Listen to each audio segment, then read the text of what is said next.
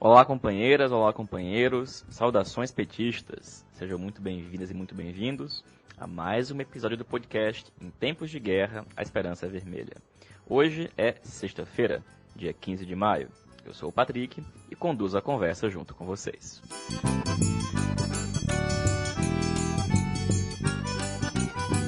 No episódio de hoje, a gente escuta a companheira Natália Sena, da Executiva Nacional do PT, que comenta a reunião da Comissão Executiva e o debate sobre o impeachment.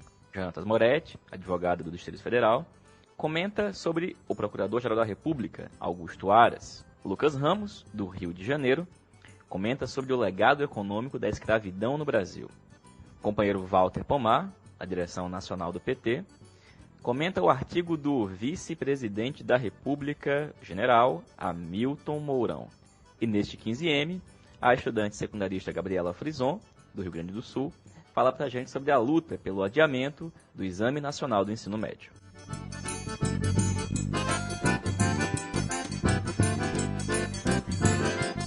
E antes de entrarmos na nossa pauta de hoje, um comentário, pois não sei se vocês sabem, mas tem algumas pessoas lucrando e lucrando muito com esta crise. Bom, não são os amigos do Trump nem do Bolsonaro que vendem cloroquina, esses também. Mas um setor da economia mundial que trabalha com a venda via internet está lucrando muito neste momento. E uma empresa em particular, a Amazon. A Amazon é uma gigante do mercado internacional de vendas pela internet. E o seu proprietário, o senhor Jeff Bezos, está perto de se tornar o primeiro ser humano trilionário da história, por causa das vendas online durante a pandemia. As ações da Amazon dispararam desde o começo da pandemia da Covid-19. Boa parte da população do mundo, em quarentena, passou a comprar, principalmente pela internet, e sem sair. De tal forma que a Amazon passou a ser incrivelmente procurada, muito mais do que já era. E é por isso que há previsões dando conta de que o fundador da empresa, o Jeff Bezos, que é o maior acionista, pode se tornar o primeiro ser humano trilionário do mundo em algum momento até 2026. É claro que isso, na verdade, pode ser até antecipado, de acordo com a situação e a evolução da pandemia. Bom, se isso se confirmar, pessoal, esse cara, esse único ser humano, ele vai ter na conta bancária dele o equivalente ao PIB de 179 países. 179 países que juntos têm 3,4 bilhões de pessoas. Isto é, quase 44% de toda a humanidade. Pois bem, é o capitalismo dando certo, dando muito certo para os capitalistas, ao custo de milhares de vidas humanas. Esse dado que passou a circular esta semana da possível chegada do Jeff Bezos no panteão do primeiro trilionário não pode passar despercebido por nós. Significa que esta crise, que ameaça diariamente a vida de milhares de pessoas, de milhões de pessoas, está sendo muito bem utilizada por alguns. E é por isso que a gente fala que existem aliados do vírus. E que aqui no Brasil, o maior aliado do vírus é o presidente da República, que se não está lucrando financeiramente de forma tão direta com a crise, está utilizando a crise para aprofundar a crise social, que já existia desde antes, para aprofundar e criar novas crises políticas e, nesse rumo, marchar em uma escalada autoritária.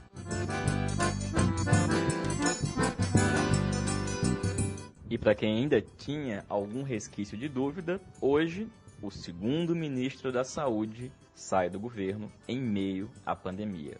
Em seu lugar, provavelmente, mais um militar.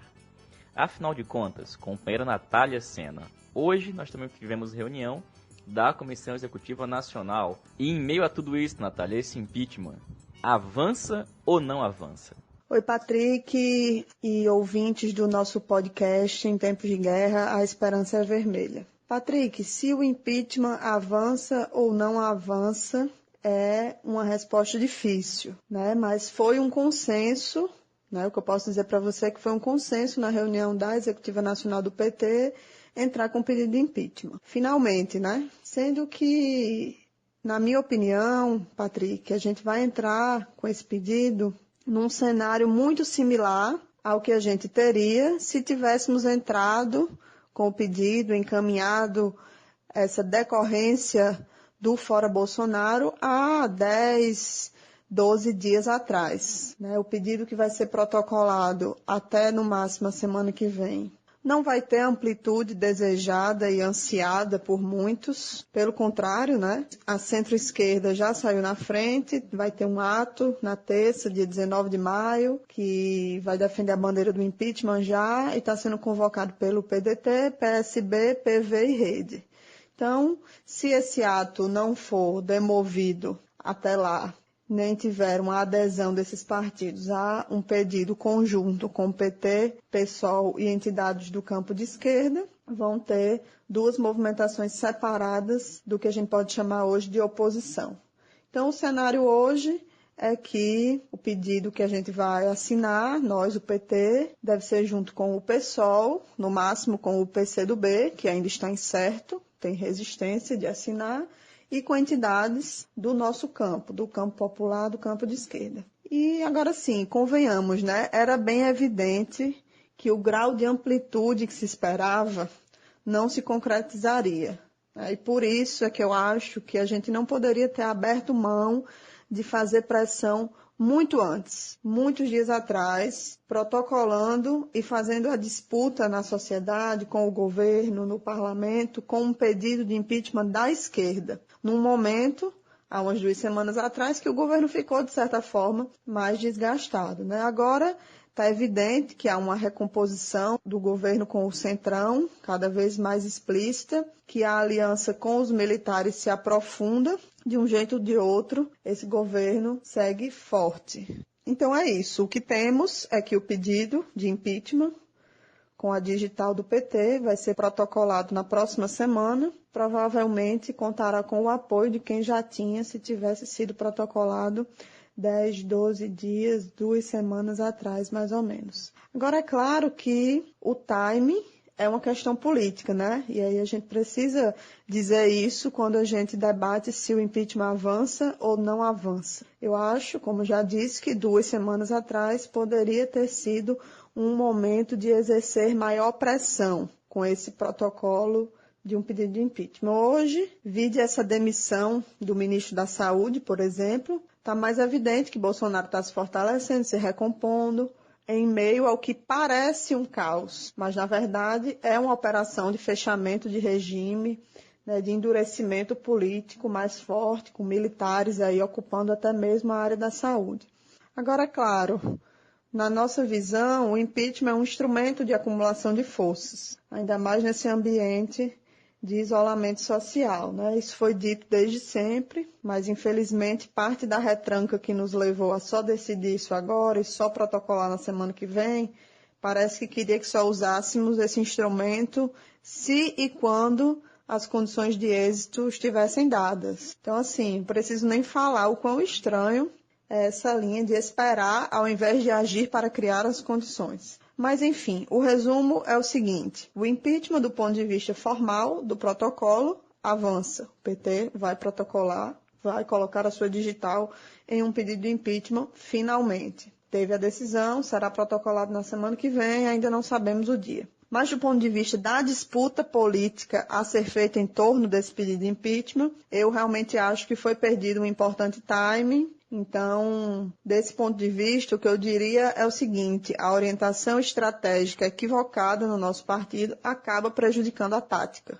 obviamente. E isso torna muito mais difícil o que já é difícil por si só, que é a derrubada desse governo, de Bolsonaro, de Mourão, de todas as suas políticas. Então, em resumo é isso, vamos protocolar o pedido, colocar em campo uma campanha pelo Fora Bolsonaro, isso também foi debatido e aprovado pela Executiva Nacional, e fazer tudo o que for possível para recuperar o tempo perdido e atuar com mais força e mais resolutividade, radicalidade, pressão nessa conjuntura de enfrentamento do governo Bolsonaro. Valeu, Natália. Obrigado pelo informe, companheira. E, pessoal, já informo que o programa de hoje está um pouquinho comprido. Por essa razão, vamos dividir ele em duas partes. E nesse primeiro bloco, a gente ainda escuta o companheiro Jonatas Moretti e a companheira Gabriela Frison.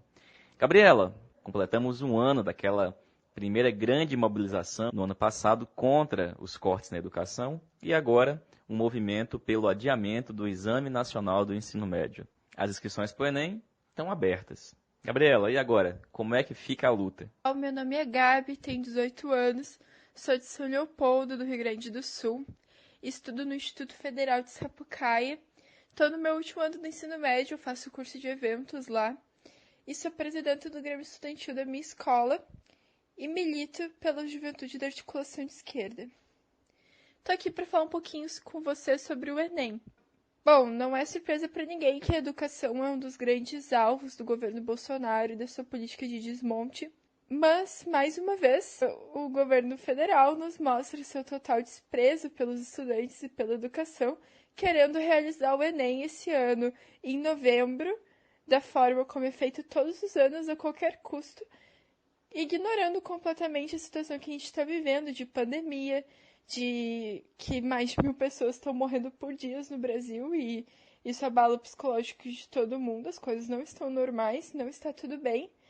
E querer que os estudantes continuem mantendo um calendário que ignora tudo isso para realizar a prova que decide o nosso futuro é desumano e insano, né? É bizarro ter que explicar isso, mas o Brasil é um país extremamente desigual.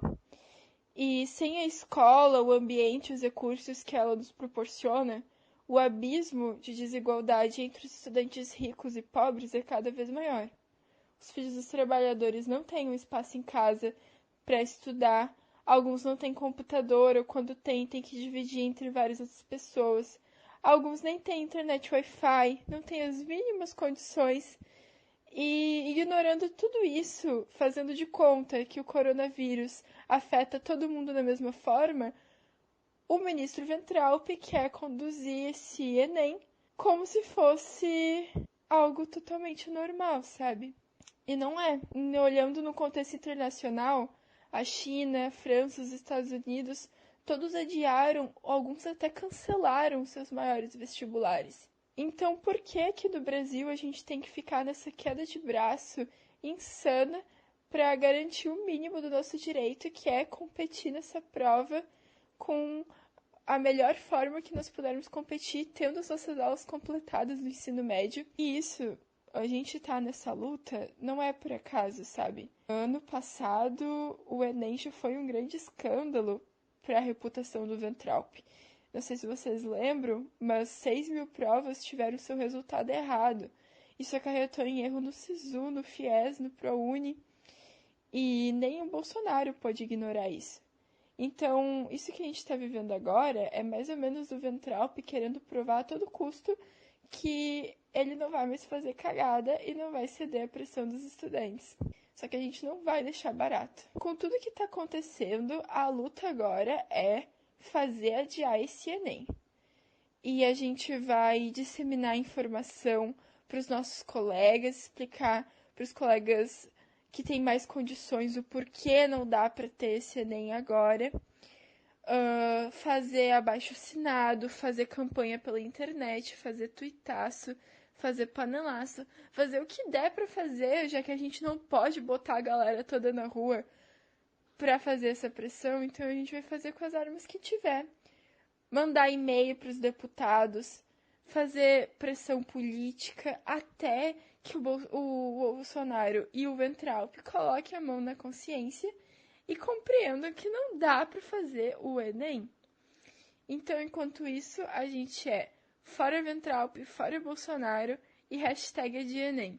E eu convido quem está assistindo para ser #AdiaEnem com a gente, porque quem tem compromisso com a educação, quem tem compromisso com a justiça, não pode deixar que o Enem seja feito nessas condições em que só quem tiver dinheiro vai passar, em que só quem estudar em escola particular vai ter condições E a gente não vai aceitar isso de jeito nenhum. Os estudantes já têm uma grande história de luta contra o Weintraub e não vai ser agora que a gente vai se calar. Vamos com tudo pra cima deles. Valeu, companheira. Obrigado. E agora, companheiro Jonatas Moretti. Moretti, companheiro.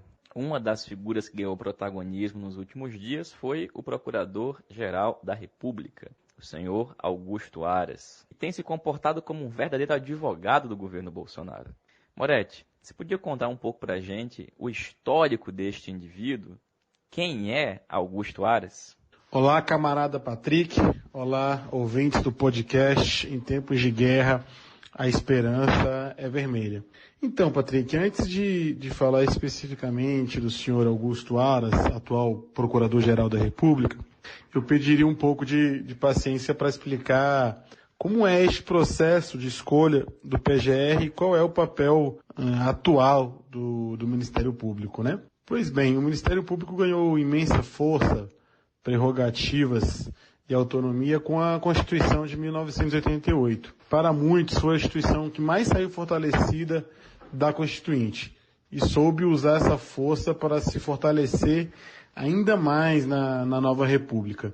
Como alguns devem lembrar, antes de 88, o Ministério Público era uma instituição meio esquizofrênica, pois tinha parte das atribuições que tem hoje, mas também atuava como uma espécie de advogado do Estado. Função hoje que no âmbito federal é exercida pela Advocacia Geral da União. O Ministério Público sai da Constituinte incumbido da nobre tarefa de defender a ordem jurídica, do regime democrático e dos interesses sociais e individuais indisponíveis. Vejam só, no detalhamento de suas funções, contida na Constituição, temos a promoção de ações de inconstitucionalidade ou de constitucionalidade, controle externo da atividade policial, a defesa dos direitos e interesses dos indígenas, a defesa da preservação do meio ambiente, zelar pelo efetivo respeito aos poderes públicos e de serviços de relevância pública e direitos assegurados na Constituição. Nesse leque de tarefas tem também a força privativa de promover as ações penais públicas. Ocorre que do início da Constituinte para cá, o Ministério Público foi diminuindo a sua atuação e alocação de servidores e recursos na defesa indígena, do meio ambiente, de direitos coletivos, e dando muito mais ênfase para a sua atuação criminal como acusador, em especial por parte das novas gerações, que, frisa-se, há alguns anos assumiram o controle político da instituição. Esse é um debate muito interessante, inclusive pode ser aprofundado em outro episódio, né, que faz parte da forma como se escolhe hoje os membros do Ministério Público através dos concursos públicos, da meritocracia, a sua ausência de controle externo, porque o que deveria fazer o controle, que é o Conselho Nacional do Ministério Público, ele é muito mais, na prática, um órgão interno do que externo.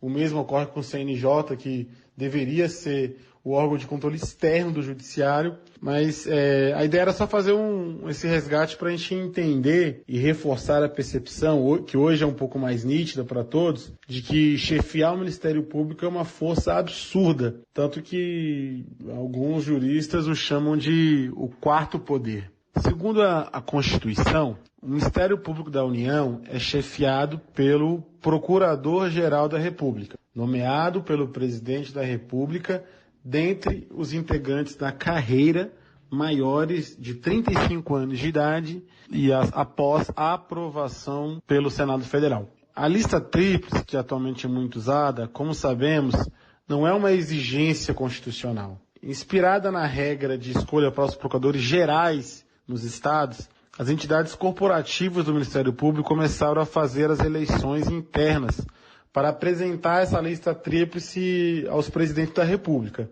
Ao contrário do que muitos imaginam, a eleição pelas associações do MP não começou em 2003, já no governo Lula. A primeira eleição, o processo de escolha, como eles chamam, foi em 2001.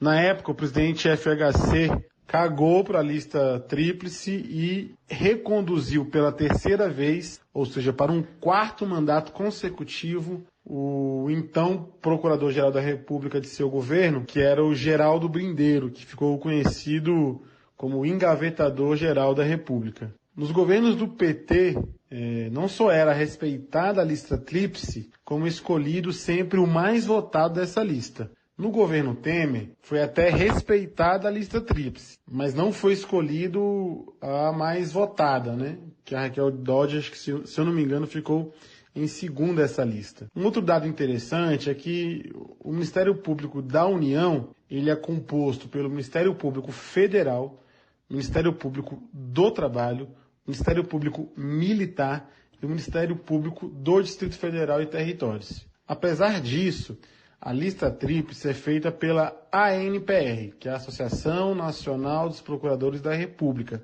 compostas apenas e exclusivamente dos membros do Ministério Público Federal, excluindo-se os membros do MP do DF, do MP Militar e do MP do Trabalho.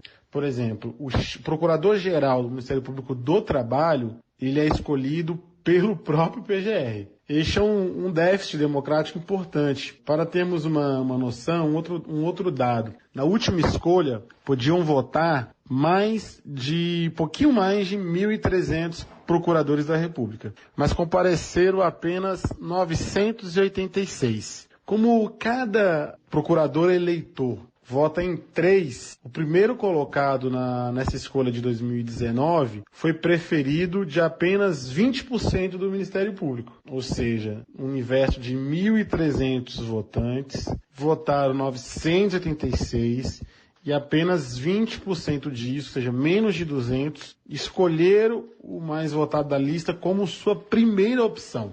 Então, se ele é escolhido, nomeado o PGR, ele seria esse preferido de 20%. Quer dizer, não dos votantes, mas 20% da categoria. É um universo de votantes muito baixo para um cargo de tamanho poder.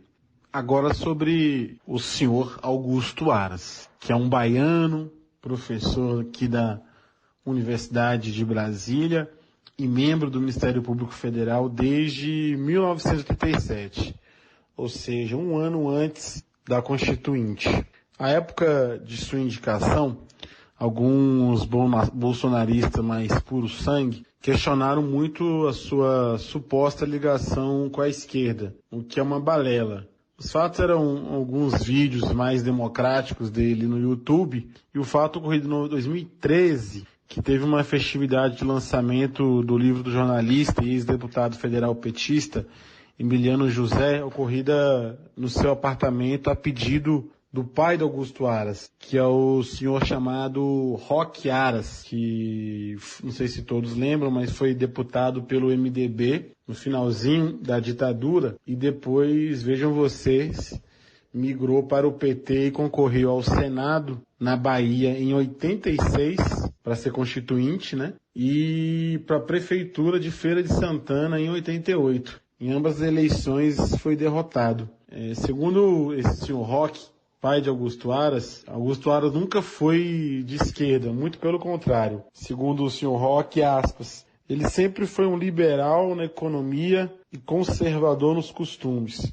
Muito conservador, até mais do que eu. Fecha aspas. Tá um pouco na moda esse termo, né? Liberal na economia e conservador nos costumes. Pois bem, Augusto Aras é o que nós chamamos de um alpinista político, né? Quem o apresentou ao Bolsonaro foi nada mais, nada menos do que o ex-deputado federal Alberto Fraga, um dos principais lideranças da bancada da bala e que recentemente foi protagonista de uma tentativa de enfraquecimento do então ministro Moro, quando o Bolsonaro queria dividir o Ministério da Justiça e da Segurança Pública, e a parte da Segurança Pública ficaria com o ex-deputado Alberto Fraga, que é do DEM aqui no Distrito Federal. À época, antes das indicações para o PGR, Bolsonaro dizia que queria indicar alguém que tivesse em uma mão a bandeira do Brasil e na outra a Constituição. Aras, para atrair o presidente, completou a frase dizendo que se tivesse uma terceira mão,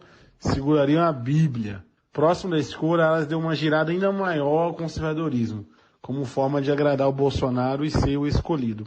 Apesar dos pesares, a bancada do PT apoiou a indicação de Aras para a PGR, talvez confiante em algumas de suas críticas à Lava Jato que fez na sabatina e em outras entrevistas naquele período. Augusto Aras, sem margem para dúvida, é um aliado do governo federal no Ministério Público da União. E diferente de Geraldo Bandeira, PGR da FHC, que arquivava tudo, mas tinha uma atuação de baixo perfil, Aras às vezes atua como um advogado de defesa de Bolsonaro. Foi assim agora quando, concordando com o Bolsonaro, defendeu que não deve ser divulgada a íntegra da reunião ministerial a pedido pelo Moro, concordando que tem que ser tornada pública apenas as falas do presidente Bolsonaro. Isso, apesar de ter alguns bons argumentos, é uma atitude incomum do PGR, como acusador, que pediu o inquérito e tão pouco condiz com seu histórico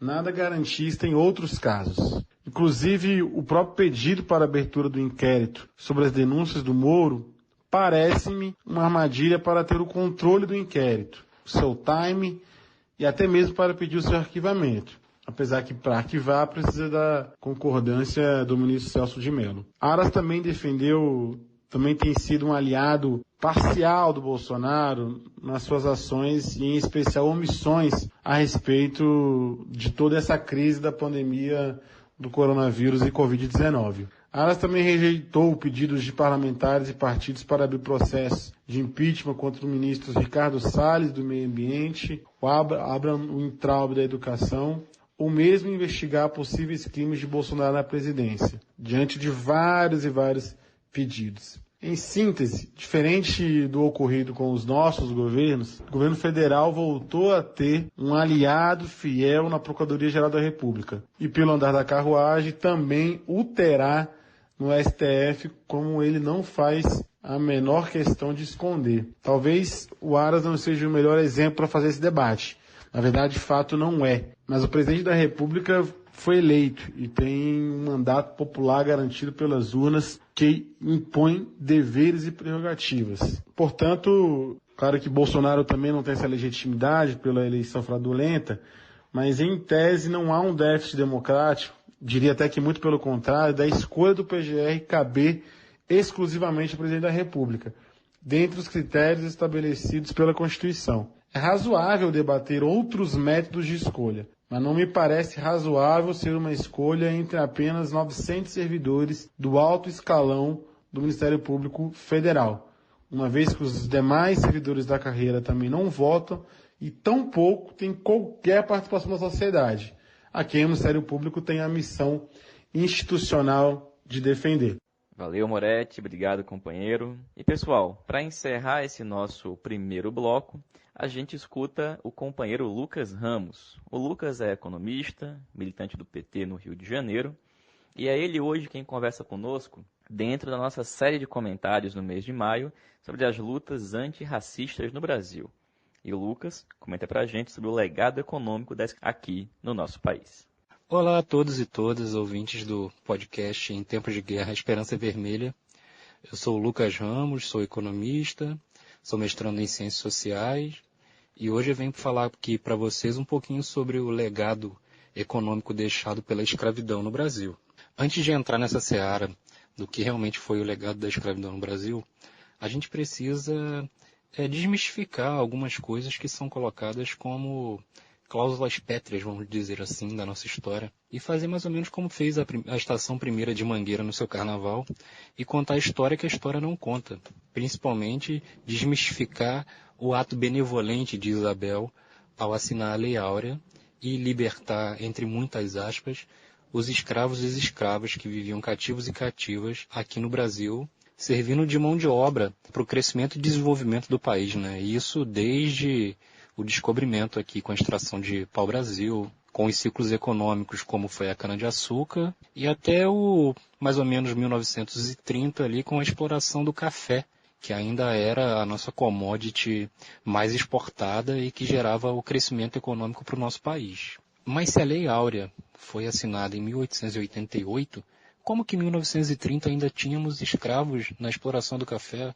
Pois é, como foi dito, a libertação, entre muitas aspas, se deu muito mais na capital do país, em cidades um pouco maiores, nos rincões do país onde a exploração do café ainda era muito grande, o cultivo, manufatura e exportação do café ainda era muito grande, ainda se tinha registro de mão de obra escrava, mesmo depois da assinatura da Lei Áurea. Mas a gente tem que deixar bem claro que, mesmo com a assinatura da Lei Áurea, o Brasil passou por 350 anos de regime escravocrata. Então não seria de uma hora para outra que a libertação dos escravos se daria, como se por uma vontade própria da princesa que os senhores de escravos libertariam os seus cativos, né? Lembrando que o Brasil foi o maior território escravista do hemisfério ocidental. A gente chegou a ter aproximadamente 5 milhões de pessoas escravizadas. Nós não temos dúvidas de que séculos de escravidão impactam decididamente na cultura de um país, na cultura de uma sociedade, na cultura de um povo. O que nós temos que questionar firmemente, cotidianamente, é a forma de consolidação desse discurso, do discurso que beira a benevolência do ato de promulgação da Lei Áurea. Não foi de forma alguma um ato a favor das pessoas que tinham sua vida vertida ao trabalho forçado, mas sim pela não viabilidade econômica de se manter aqui uma população enorme de cativos. Era muito custoso para os governantes manterem um sem número de pessoas aqui com comida, moradia e arcar com o mínimo que fosse para poder manter essa população viva para continuar trabalhando. E por que após a abolição não tivemos os negros e as negras contratados e contratadas para exercer as suas funções, ou seja, agora de uma forma remunerada, com acesso à terra, direitos sociais, e a gente teve um crescimento exponencial da importação de mão de obra europeia. Bom, é aqui que o viés econômico alia-se ao viés social. Economicamente, era muito mais viável o contrato de trabalhadores imigrantes, mesmo se tivesse algum dispêndio com a viagem, ou seja, o transporte da Europa para cá, os custos de trazer a sua família, moradia, alimentação, alojamento até que as pessoas pudessem trabalhar nas lavouras, e mesmo assim ainda era muito melhor, economicamente falando, financeiramente falando, do que contratar os cativos, ou seja, contratar os negros e as negras que já trabalhavam aqui no país. E a parte social disso tudo, que juntamente com a econômica pesou decididamente para que a branquitude não desse os direitos sociais aos negros, era que tinha um temor muito grande de que os negros se organizassem e provocassem revoltas como ocorreram no Haiti. Imagina só uma grande parcela da sociedade que era negra, que era escravizada e estava agora recém-liberta, se organizasse para tentar tomar o poder. Realmente era uma coisa que os governantes não poderiam admitir.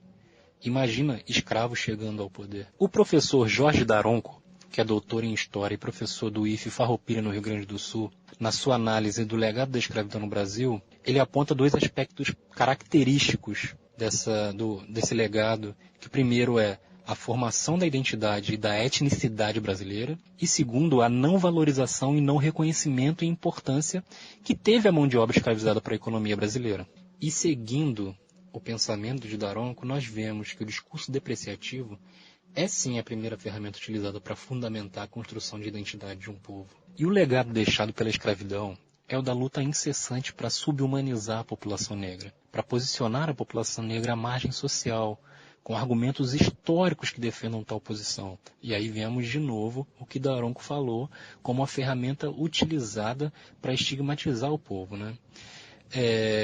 Eram usados argumentos científicos para poder nos taxar de raça inferior, de raça não cristã, de deficiência intelectual e motora, e isso denotaria a nossa inabilidade em trabalhos complexos. Ou seja, deixa evidenciada a incapacidade existente pelo simples fato da cor da pele destoar dos nossos libertadores, entre muitas aspas. O Instituto de Pesquisa Econômica Aplicada, o IPEA, no seu estudo no decênio de 99 a 2009, apresenta dados consistentes que corroboram a desigualdade social e econômica promovida pelos processos históricos escravagistas no país. Segundo o próprio IPEA, a população negra é a que mais sofre com a falta de acesso ao sistema de saúde, seja ele público, seja ele privado. Integra a maior parcela de desempregados e desempregadas no Brasil e também é a parcela populacional que apresenta maiores taxas de repetência e evasão escolar. E o que será que tem a ver a escravidão com essas taxas hoje em dia apresentadas pelo IPEA? Bom, aqui a gente consegue ver que essa constatação é reflexo de como foi fundamentada a organização social no nosso país. A gente não teve a reparação histórica para com a população negra. A gente não teve o reconhecimento da sua participação na formação social e econômica. E o racismo estrutural, fixem nisso, o racismo estrutural, que fortalece a desigualdade de oportunidades, tanto trabalhistas, quanto educacionais, quanto de saúde. Esses são os maus legados deixados pela escravidão no Brasil, que contribuem, por exemplo, para a concentração de renda, que majoritariamente está na posse, nas mãos da população branca. E quando não são vislumbradas oportunidades à população negra, essa concentração se intensifica, se acentua ainda mais. Isso aumenta a pobreza, aumenta a taxa de desempregados. E principalmente quando não se tem também acesso à educação. Como teremos níveis de emprego melhor, salários melhores, se não temos acesso à educação, não temos acesso à qualificação?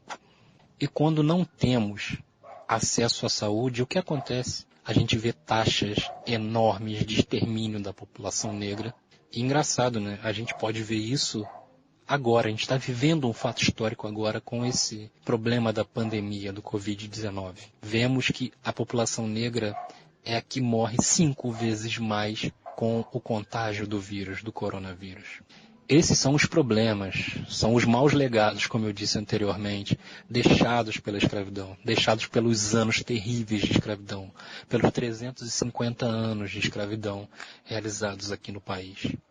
Não temos como modificar uma sociedade de um dia para o outro, obviamente, mas nós temos que primeiro resgatar historicamente o que foi a escravidão, o que foi a dor de toda uma população negra, porque somente reconhecendo os erros do passado, nós conseguimos nos juntar à luta antirracista, nós conseguimos transformar a nossa sociedade, nós conseguimos enfrentar melhor o nosso dia a dia e juntos nós conseguiremos construir essa superação, transpor essas dificuldades deixadas por esses anos que nos afligiram. E é isso aí, Patrick. Eu espero que os ouvintes e as ouvintes tenham conseguido entender um pouco ainda de toda a problemática, toda a dificuldade existente na construção de uma sociedade antirracista e também anticapitalista, né? Não dá para esmorecer. A gente está vivendo um período muito ruim, muito difícil, mas a gente tem que continuar transpondo esses desafios aí, seguindo juntos e seguindo em casa, gente, por favor. Porque, como diz a Conceição Evaristo, combinaram de nos matar, mas a gente combinou de não morrer. Um abraço a todos e todas. Bom, se você chegou até aqui, pode dar uma pausa, tomar uma água. Se quiser dar um pause e voltar depois também, fique à vontade. No nosso próximo bloco, a gente escuta o companheiro Walter Pomar, que analisa o artigo do vice-presidente da República, general Hamilton Mourão, no jornal O Estado de São Paulo. A gente volta quando você quiser.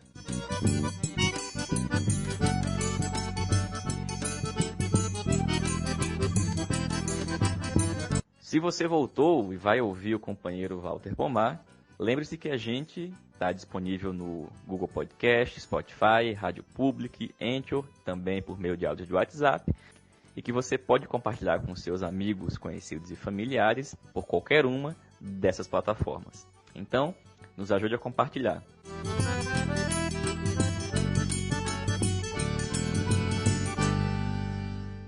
Walter, tivemos esse artigo do Mourão publicado na Folha de São Paulo, que disse muita coisa. E o que você conta pra gente desse artigo, Walter? Olá, Patrick. Olá, ouvintes do podcast, comandado pelo Patrick Araújo. Pois é, Patrick, em 2005, quando o Duda Mendonça foi ao Congresso Nacional dizer que havia recebido parte do pagamento da campanha de 2002 no exterior, muita gente imaginava que a direita ia pedir o impeachment do Lula. Mas isso não aconteceu. Eles escolheram, nas palavras do Geraldo Alckmin, abre aspas, deixar Lula sangrar, fecha aspas. Eles imaginavam que venceriam as eleições presidenciais de 2006. Não foi isso o que aconteceu. Lula ganhou, com uma imensa votação e fez um segundo mandato muito melhor do que o primeiro.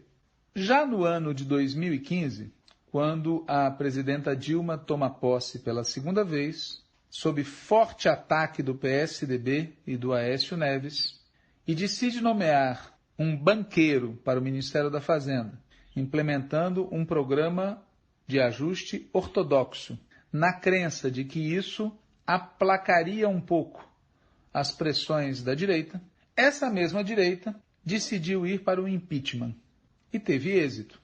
Um dos motivos da diferença tática entre o que eles fizeram em 2005 e o que eles fizeram em 2015 foi a postura do vice-presidente da República. José Alencar, que era vice de Lula, não aceitou fazer parte de nenhuma conspiração golpista, apesar de ter sido convidado. Já Michel Temer, que era vice de Dilma, se ofereceu para comandar a conspiração golpista. Por isso, uma parte da direita brasileira que considera a possibilidade de apoiar o impeachment do despresidente cavernícola se pergunta qual é a do Mourão. O vice de Bolsonaro é do tipo Alencar ou é do tipo Temer? Vai recusar qualquer convite para participar de uma conspiração golpista ou vai se oferecer para comandar uma operação golpista? A resposta para essa questão foi parcialmente dada no artigo publicado ontem, dia 14 de maio, pelo jornal O Estado de São Paulo, artigo intitulado Limites e Responsabilidades, e assinado pelo vice-presidente da República, General Mourão. Claro que nós estamos no meio de uma crise e as pessoas mudam de posição, mas é importante analisar o artigo, os recados que esse artigo dá e, portanto, qual a resposta que Mourão deu às dúvidas deste setor da direita que admite a possibilidade de fazer o impeachment do presidente Bolsonaro. Como eu já disse, o artigo se chama Limites e Responsabilidades. É um título chique, é um texto chique e, obviamente, não foi o Mourão que escreveu. Houve uma operação.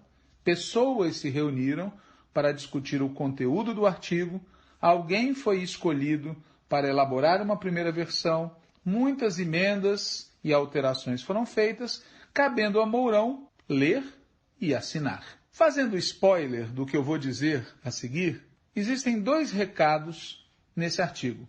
Por um lado, o artigo defende Bolsonaro. Por outro lado, o artigo deixa claro que se Bolsonaro cair, Mourão exercerá uma presidência com o mesmo programa de Bolsonaro, prometendo só, quem sabe, ser um pouco melhor nos hábitos e costumes. A seguir, eu vou ler e comentar trechos do artigo do general Mourão. Começando: a esta altura, está claro que a pandemia de Covid-19 não é só uma questão de saúde. Por seu alcance, sempre foi social. Pelos seus efeitos, já se tornou econômica. E por suas consequências, pode vir a ser de segurança. Segurança? De que é que ele está falando? Segurança da vida? Segurança da propriedade? Segurança do poder? Olhando bem o que o vice-presidente Mourão escreveu, a impressão que passa é que ele está fazendo uma ameaça. A crise que ela causou nunca foi, nem poderia ser, questão afeta exclusivamente a um ministério, a um poder, a um nível de administração ou a uma classe profissional. É política, na medida em que afeta toda a sociedade, e esta, enquanto politicamente organizada, só pode enfrentá-la pela ação do Estado. Genial, não?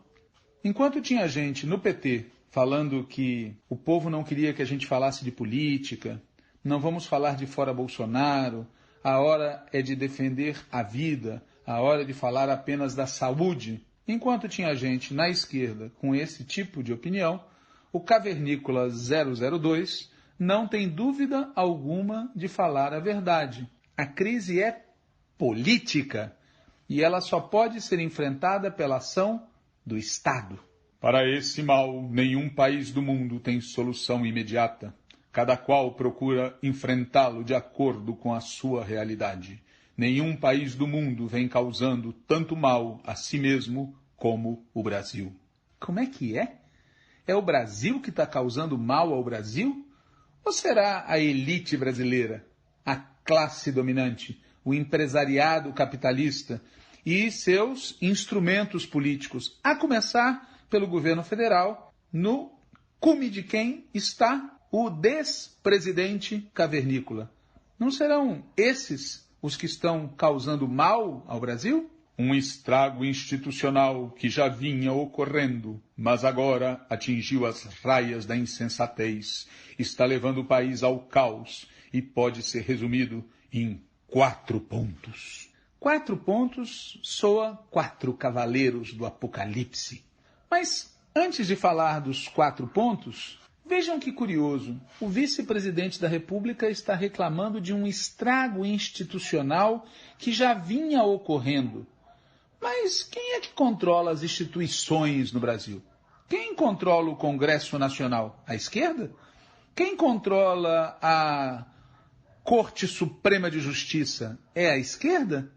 Se existe um estrago institucional que está levando o país ao caos, e isso é de responsabilidade das instituições, o que o vice-presidente da República está falando é que setores da classe dominante estão levando o país ao caos.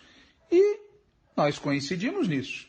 Incluímos entre esses setores, com destaque, o presidente Jair Bolsonaro, o vice-presidente Mourão e o governo, o executivo. E dizemos mais, isso começou ali atrás, em 2016, quando houve um golpe de Estado contra a presidenta Dilma Rousseff. Vejamos agora os 4 pontos em que o vice-presidente resume o estrago institucional que está levando o país ao caos. O primeiro é a polarização que tomou conta de nossa sociedade, outra praga destes dias, que tem muitos lados, pois se radicaliza por tudo, a começar pela opinião, que no Brasil corre o risco de ser judicializada, sempre pelo mesmo viés. Tornamo-nos, assim, incapazes do essencial para enfrentar qualquer problema, sentar à mesa, conversar e debater. A imprensa, a grande instituição da opinião, precisa rever seus procedimentos nesta calamidade que vivemos. Opiniões distintas, contrárias e favoráveis ao governo, tanto sobre o isolamento como a retomada da economia, enfim, sobre o enfrentamento da crise, devem ter o mesmo espaço nos principais veículos de comunicação. Sem isso, teremos descrédito e reação, deteriorando-se o ambiente de convivência e tolerância que deve vigorar numa democracia. Cá entre nós, de que polarização ele está falando? Será a polarização causada pela política ultraliberal, que joga massas e massas de trabalhadores na pobreza, na miséria, no desemprego, na redução salarial, na superexploração? Será a política causada pelo neofascismo, que ataca as liberdades democráticas, ataca os movimentos sociais, estimula a violência contra os lutadores do povo? É dessa polarização que ele está falando? Nada disso. Ele está preocupado com coisas que dizem respeito a eles, a luta entre os diferentes setores da elite, entre os diferentes setores da coalizão golpista. Por exemplo, ele está preocupado com a judicialização e está pedindo equilíbrio para os meios de comunicação. Sem o que, atenção pessoal, sem o que o ambiente de convivência e tolerância estará ameaçado. Ameaçado por quem? Será por aqueles que não gostam de ler críticas ao que eles fazem? Confesso, se eu fosse responsável pela pauta de um desses jornalões da grande imprensa ou dos grandes meios de televisão e rádio, eu iria dormir preocupado depois de ler isso, porque é evidente a ameaça que se está fazendo. O segundo ponto é a degradação do conhecimento político por quem deveria usá-lo de maneira responsável. Governadores, magistrados e legisladores que esquecem que o Brasil não é uma confederação, mas uma federação, a forma de organização política criada pelos Estados Unidos, em que o governo central não é um agente dos estados que a constituem, é parte de um sistema federal que se estende por toda a União. Como vocês podem ver, não é apenas o Bolsonaro que tem os Estados Unidos como referência. Mas, neste caso, digamos que há uma longa tradição histórica a basear essa argumentação do general Mourão. O Brasil se chama Estados Unidos do Brasil, não é por acaso. Agora, atenção, essa demonstração de erudição, sobre a qual falarei logo adiante, tem qual objetivo? Reivindicar o papel diferenciado e superior do governo central em relação aos governos estaduais, em relação às prefeituras municipais. Sigo a leitura. Em O Federalista, a famosa coletânea de artigos que ajudou a convencer quase todos os delegados da Convenção Federal a assinarem a Constituição norte-americana em 17 de setembro de 1787, John Jay, um de seus autores, mostrou como a administração, os conselhos políticos e as decisões judiciais do governo nacional serão mais sensatos, sistemáticos e judiciosos do que os estados isoladamente. Simplesmente porque esse sistema permite somar esforços e concentrar os talentos de forma a solucionar os problemas de forma mais eficaz. Ha, ha, ha! Deixa-me rir. Primeiro, genial erudição. Ou bem, o general Mourão é um erudito enrustido, escondido em algum armário de um almoxarifado de um quartel, ou essa peça definitivamente foi criação não de uma conspiração literária qualquer, mas de uma conspiração político-acadêmica típica de certas lojas por onde o general Mourão gosta de passear. Mas como nós sabemos há algum tempo, a prova do pudim está em comer o pudim. Cá entre nós, pessoal, alguém pode levar a sério um argumento segundo o qual o governo nacional seria, por definição, mais sensato, sistemático, judicioso e eficaz pelo simples fato de que é um governo nacional? Alguém acha o Bolsonaro um personagem mais sensato, sistemático, judicioso e eficaz do que os governadores do PT? Do que o Flávio Dino? Do que outros governadores de oposição? O Bolsonaro consegue ser menos sensato, sistemático, judicioso e eficaz até mesmo que o Witzel, até mesmo que o Dória. Cá entre nós, pessoal, um governo nacional com Bolsonaro, com Mourão, com Guedes, com Moro, com Mandetta, pode ser qualquer coisa, menos sensato, sistemático, judicioso e eficaz. Faz-me rir, faz-me rir. O terceiro ponto é a usurpação das prerrogativas do Poder Executivo. A esse respeito, no mesmo Federalista, outro de seus autores, James Madison, estabeleceu como fundamentos básicos que o Legislativo, o Executivo e o Judiciário devem ser separados e distintos, de tal modo que ninguém possa exercer os poderes de mais de um deles ao mesmo tempo. Uma regra estilhaçada no Brasil de hoje pela profusão de decisões de presidentes de outros poderes, de juízes, de todas as instâncias e de procuradores que, sem deterem mandatos de autoridade executiva, intentam exercê-la. Para começo de conversa, lembrem todos vocês o que acontecia na época dos governos Lula e Dilma, em especial durante o golpe e inclusive durante a perseguição que condenou e prendeu o companheiro Lula. Não lembra o que o vice descreve nesse artigo? Mas agora Ele está preocupado com a fragmentação. Mas, de novo, eu pergunto, quem são os personagens dessa fragmentação? Quem comanda o Supremo Tribunal Federal? Quem comanda o Congresso Nacional? É gente que protegeu o PT? É gente que defendeu a democracia? É gente que chama golpe militar de golpe militar ou de movimento militar? É óbvio que o que nós estamos assistindo no país, no conflito entre Congresso, Supremo, Executivo, é parte de uma disputa interna da coalizão golpista. É parte de uma disputa dentro das elites. E o que está em jogo é que o Poder Executivo quer impor o seu controle, a sua vontade, por sobre o Congresso e o Judiciário, como parte da imposição de restrições às liberdades democráticas, não só sobre o povo, mas inclusive sobre setores das próprias elites. E o que é que o governo federal, na boca do Mourão, através desse artigo, o que é que o governo federal está propondo em troca da submissão dos outros poderes? Vamos lembrar que recentemente ocorreu uma reunião ministerial onde o presidente Bolsonaro cometeu berros e xingamentos, onde Damares pediu a prisão de governadores e prefeitos, onde Weintraub falou da prisão dos ministros do Supremo.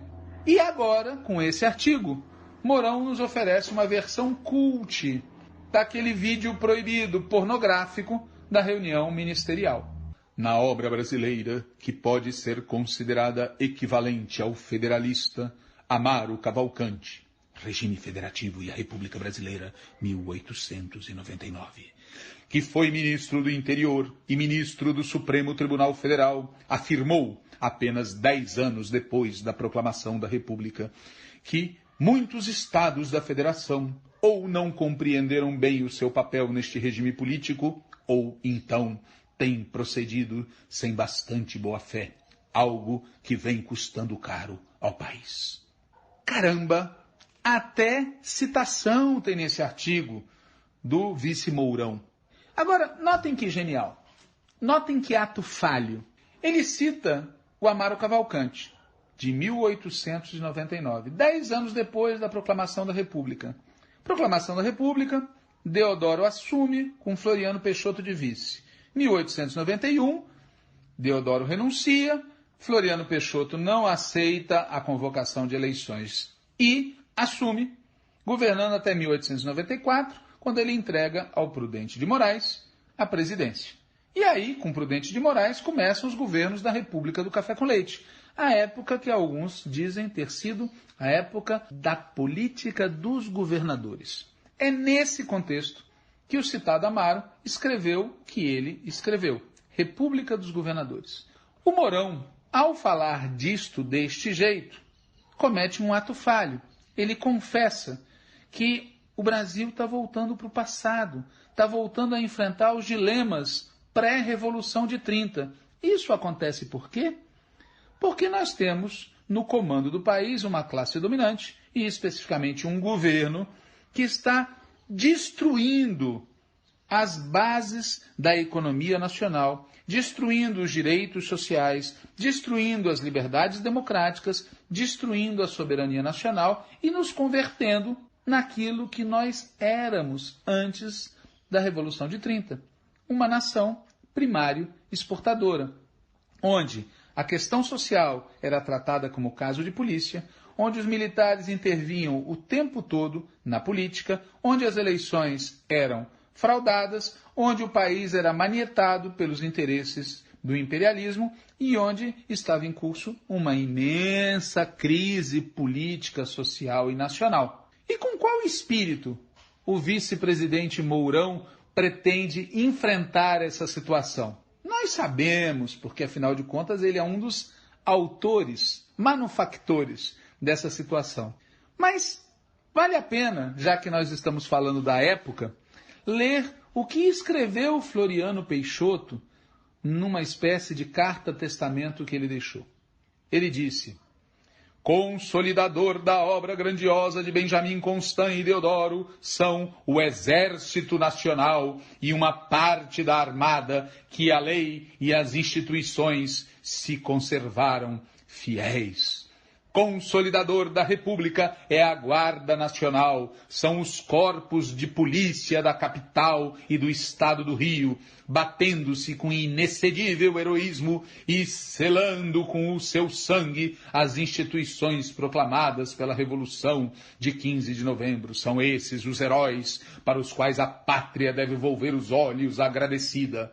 Floriano Peixoto, julho de 1895. É essa a cabeça do Floriano Peixoto, e eu ouso dizer que talvez uma coisa parecida passe pela cabeça do Mourão. Ele atribui às Forças Armadas, como já aconteceu várias vezes na história do país, o papel de partido moderador, regenerador, governante e tudo mais. E o povo fora da cena, pessoal. O povo fora da cena. O quarto ponto é o prejuízo à imagem do Brasil no exterior, decorrente das manifestações de personalidades que, tendo exercido funções de relevância em administrações anteriores, por se sentirem desprestigiados ou simplesmente inconformados com o governo democraticamente eleito em outubro de 2018, usam seu prestígio para fazer apressadas ilações e apontar o país como ameaça a si mesmo e aos demais na destruição da Amazônia e no agravamento do aquecimento global.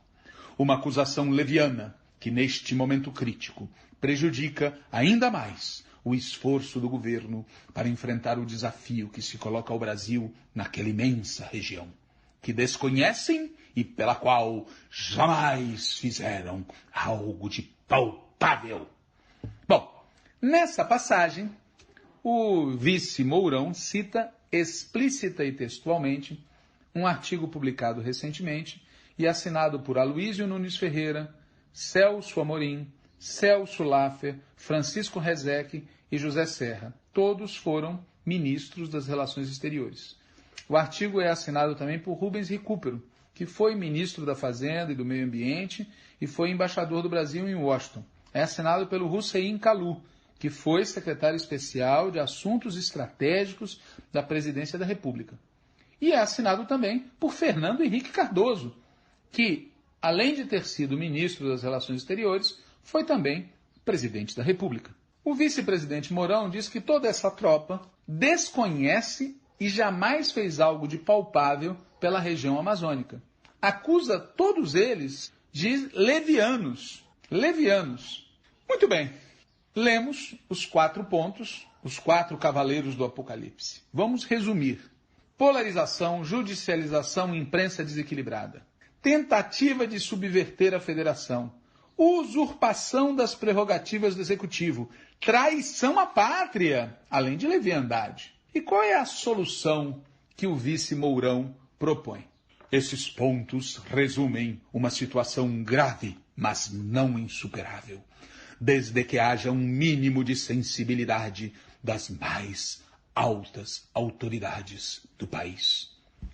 Sensibilidade das mais altas autoridades. Sensibilidade com o quê, hein? Com as pessoas que estão tendo dificuldade para sobreviver, que foram desempregadas pela política do Guedes.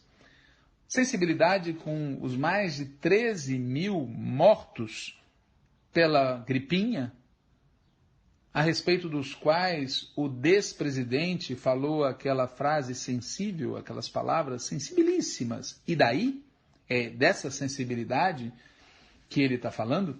E aí vem a passagem do texto que mostra que Mourão assume na íntegra a tese de Bolsonaro, mostrando que, na verdade, não é a tese do Bolsonaro. Bolsonaro só é o porta-voz de uma opinião que não é apenas dele. Diz o texto do Mourão. Pela maneira desordenada como foram decretadas as medidas de isolamento social, a economia do país está paralisada, A ameaça de desorganização do sistema produtivo é real e as maiores quedas nas exportações brasileiras de janeiro a abril deste ano foram as da indústria de transformação, automobilística e aeronáutica, as que mais geram riqueza, sem falar na catástrofe do desemprego que está no horizonte. Cá entre nós, eu tenho a impressão que o vice-presidente Mourão precisa de óculos, porque a catástrofe do desemprego não está no horizonte. O desemprego cresceu brutalmente no país no último período e tem a digital do Bolsonaro e do Mourão nisso. Mas vamos continuar a leitura do texto. Enquanto os países mais importantes do mundo se organizam para enfrentar a pandemia em todas as frentes, de saúde a produção e consumo, aqui, no Brasil, continuamos entregues a estatísticas seletivas, discórdia, corrupção e oportunismo. Ai, gente, mas como é que pode uma coisa dessas? Vamos combinar, né? Estatísticas seletivas, as que escondem o número real de contaminados, as que escondem o número real de hospitalizados, as que escondem o número real de mortos? De quem é a responsabilidade pela seletividade das estatísticas? Aliás, quem é responsável por não ter planejado uma testagem em massa no país, para que a gente pudesse ter números adequados para poder planejar o combate à pandemia? Aliás, quem é que é a maior fonte de discórdia no país, por exemplo, no que diz respeito a como enfrentar a pandemia? E corrupção? Será que o vice-presidente está falando daquele cidadão do PSL que foi preso por estar envolvido com maracutaias com respiradores? E o oportunismo? De quem seria o oportunismo? Essa eu sei. É a expressão que eles sempre usam para se referir àqueles que dizem: com esse governo não há como enfrentar a pandemia, não há como proteger a saúde do povo brasileiro. Agora, faz parte da democracia um cidadão atacar, criticar e pedir o afastamento do presidente da República, do seu vice desse governo. E quando o vice-presidente da República escreve um artigo desses, ele está fazendo uma ameaça.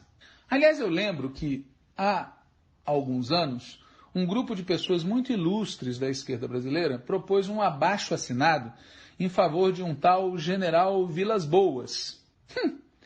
O tempo passou e acho que essas pessoas não gostam nem de lembrar desse fato, porque hoje todo mundo sabe que o tal general Vilas Boas foi um dos responsáveis pela ascensão do Bolsonaro, sem falar da sua performance mais recente de bater palmas para a secretária de Cultura, Regina Duarte, quando ela deu aquela performance, né? E recentemente nós tivemos um governador da esquerda, um bom governador, um bom camarada, que disse publicamente que com o Mourão nós estaríamos em melhores mãos até 2022. Eu pergunto, depois de tudo o que eu já li, depois de todas essas ameaças, que tal? Dá para continuar tendo esse tipo de ilusão? Mourão termina o seu artigo dizendo o seguinte: há tempo para reverter o desastre. Basta que se respeitem os limites e as responsabilidades das autoridades legalmente constituídas. Bom, nisso a gente até que concorda. Temos que respeitar as responsabilidades. Por exemplo, o Congresso tem que dar início ao processo de impeachment do ex-presidente Bolsonaro. Porque não é possível não constatar e tomar providências diante do fato de que o ex-presidente comete crimes de responsabilidade dia sim e dia também, seja contra a vida do povo, seja contra as liberdades democráticas e, inclusive, contra as instituições, a começar pelo Congresso, que, aliás, não só tem que abrir o processo de impeachment, como tem que votar a PEC das diretas, para garantir que, afastado o presidente da República, se convoque o povo para escolher quem vai seguir presidindo o país. Vamos respeitar as responsabilidades. O Tribunal Superior Eleitoral está sentado em cima de pedidos de impugnação da eleição de 2018 quando há provas fartas de que houve fraude no processo. E o Supremo não tem nada a dizer contra o fato de que não só o povo comum, não só a militância de esquerda, mas os parlamentares e os ministros dos tribunais superiores de justiça estão sendo ameaçados pública e abertamente por gente da extrema-direita, bolsonarista, que fala em guerra civil e que exibe armas. O Supremo não tem nada a falar sobre isso, não vai dar trâmite aos processos penais contra esse despresidente. Vamos respeitar as responsabilidades. E se é para falar de autoridade, a maior autoridade que tem nesse país é o povo brasileiro. E o povo brasileiro, a maior autoridade desse país, é quem pode resolver de maneira democrática a crise política que o país vive. E resolver de maneira democrática significa eleições presidenciais já. Quem me acompanhou até aqui, faço um comentário final. Esse é um artigo sofisticado. Obviamente não foi Mourão que escreveu. Obviamente foi feita uma operação para publicar esse artigo. 2 operações, na verdade.